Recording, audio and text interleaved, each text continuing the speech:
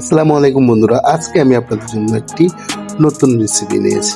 রেসিপির নাম হচ্ছে jalavinu cheese poppers। আচ্ছা, এবার আপনাদেরকে আমি দেখাই কিভাবে করতে হবে। আদা কুচি, রসুন কুচি, পেঁয়াজ কুচি, ধনেপাতা কুচি যা মনসা দিয়ে দিবেন। তারপর দিয়ে দিবেন চিজ, দিয়া চাকানাকা করে মাইখা লাইবেন। মাইখা তারপর এটার একটা উমার মতো বানাইবেন। এই দেখেন আমি কেমনে বানাইতেছি, দেন। আচ্ছা, এটা বানায় রাখছি। এর গ্রাম মারতে হইব কেমনে? প্রথমে ময়দার মধ্যে টিপা তারপর হচ্ছে যে গ্রামের প্রথমে না, তারপর ডিমের ভিতরে দিতে হইব। ডিমের ভিতরে না দিলে হইব না কিন্তু। তারপর হচ্ছে ডিমের ভিতরে দিলাম, দিয়া এখন আবার দিতে হইব কই জানেননি, এই যে ব্রেড গ্রামের ভিতরে। এখানে এটা হচ্ছে অরেঞ্জ কালারের ব্রেড গ্রাম, এটা ভিতরে দিয়া আবার দিতে হবে ডিমের ভিতরে। ডিমের ভিতরে দিয়া এইবার দিতে হইব আবার গ্রামের ভিতরে, দিয়া আবার কিছুক্ষণ গ্রাম লাগাইয়া এটা দিয়ে দিবেন ভাজতে।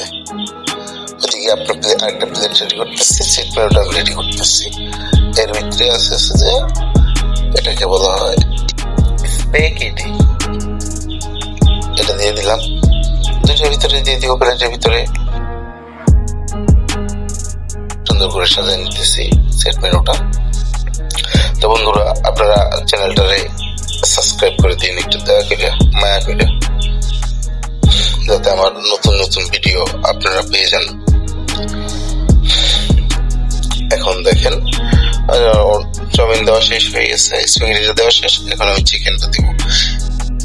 চিকেনের এই রেসিপিটা আমি আরেকদিন দেখায় দিব কিভাবে বানাবো। আপনারা বাসায় বসে বানিয়ে আপনাদের জামাইকে খাওয়াবেন, না হয় আপনাদের বউকে খাওয়াবেন। দেখবেন আপনার বউ আপনাকে কত ভালোবাসে। আর যদি আপনার জামাইরে খাওয়ান, উফ, তাহলে তো কোনো কথাই নেই। দেখবেন আপনার জন্য গোল্ডের জিনিস নিয়ে আসবে। যাই হোক, এখন এই যে সস দিয়ে দিলাম, আবার সস দিয়ে এখন হচ্ছে আরেকটা সস দিব এটার উপরে। ওকে, এটা হচ্ছে গ্রিন সস, আর ওটাকে বলে ককটেল সস। যাই হোক, এই ককটেল সস আর গ্রিন সস ওগুলা অন্যদিন দেখাই দিব। এখন দেখতে থাকেন পরে কি করি।